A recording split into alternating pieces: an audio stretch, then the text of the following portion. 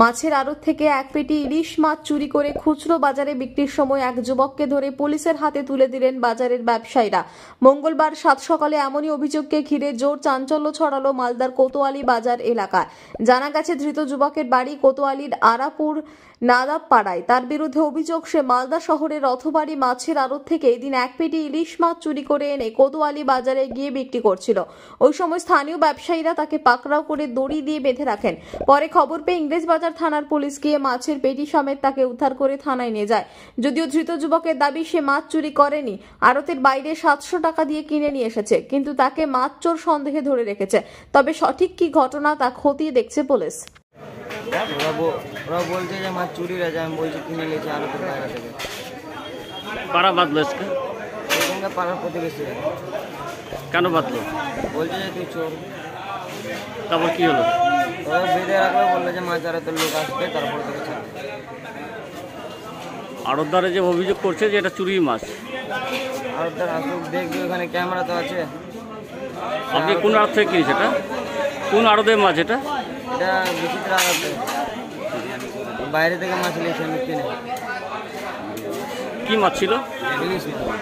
কতখানি ছিল সেটা জানি না। এত টাকায় মাছ কিনলেন জানেন না আপনি? হ্যাঁ, এত টাকাতে মাছ কিনলেন জানেন না? কত পেটি কিনেছেন এটা? 700 টাকা দিয়ে কিনেছি।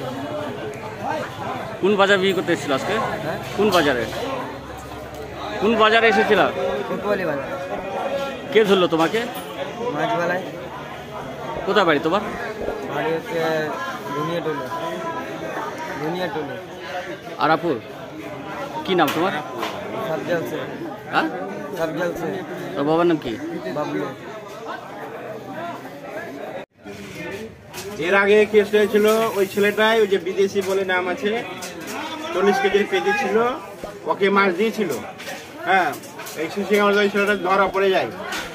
এবার ধরা পড়ার পরে বলে দিয়েছে কি তুমি মাছটা কার কাছে বিক্রি করেছো? বলছে বিদেশির কাছে বিক্রি করেছে, কোতোয়ালি বাড়ি, ওর নাম বিদেশি।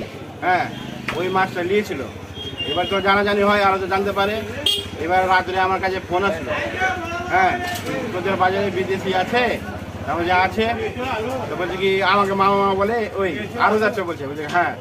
তো ওই বললো কি ঠিক আছে, তুই ওকে ফোনটা ইয়ে করতো, আমি কথা বলবো। তো আমি তো গেলাম না, আমি একটা কাজ লোক ছিল, তো আমি গেলাম না। আমার ছেলেকে পাঠিয়েছিলাম, বিদেশির বাড়ি গেছিল আমার ছেলে। বিদেশি দেখতে পাইনি, বিদেশির ছেলে কথা বলেছে আরদার সাথে, কারোর সাথে কথা বলেছে।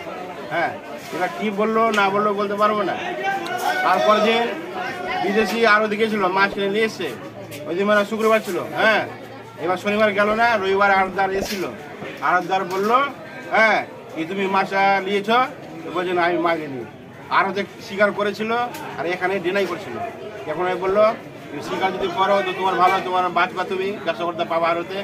যদি না করো তোমার ব্যবসা বন্ধ, আরতে ঢোকা বন্ধ। হ্যাঁ, তারপরে এটা হলো তাহলে তুমি কেস খাবা। এই কথাটা বলেছে, আমাদের বাজারেই বলেছে, ঠিক আছে, সবাই শুনেছে। তারপরে কি হলো না হলে আর দেখিয়ে মানে 5 টাকা করে এসছে মনে হয়। হ্যাঁ, 5 টাকা করার পরে মানে এখন জানতে পারছি যে মাছের যা দাম, ওই মাছের দামটা দিয়েছে 18,000 না কত, ঠিক আমি বলতে পারছি। আজকে কি হয়েছে? আজকে কেসটা হয়েছে ওই ছেলেটাই আবার মাছ নিয়ে এসছে কোতোয়ালিতে, রোডে ওকে দেখেছে মাছ নিয়ে এসে, আমাকে এসে বললো কি ওই ছেলেটা আবার মাছ নিয়ে এসছে। কে বললো এটা? বিদেশি বললো, আর বিদেশি ছেলে বললো আমাকে ওই ছেলেটা মাছ নিয়ে এসছে। মাছ নিয়ে তুমি আরো দরকার ফোন করো। হ্যাঁ, বলছে আমার কাছে নাম্বার নাই। ঠিক আছে, আমি নাম্বার দিচ্ছি তোমাকে, কথা বললো। হ্যাঁ, তো ওই ফোন করলো, আমিও করলাম না। তারপরে আমার পরে কথা হলো।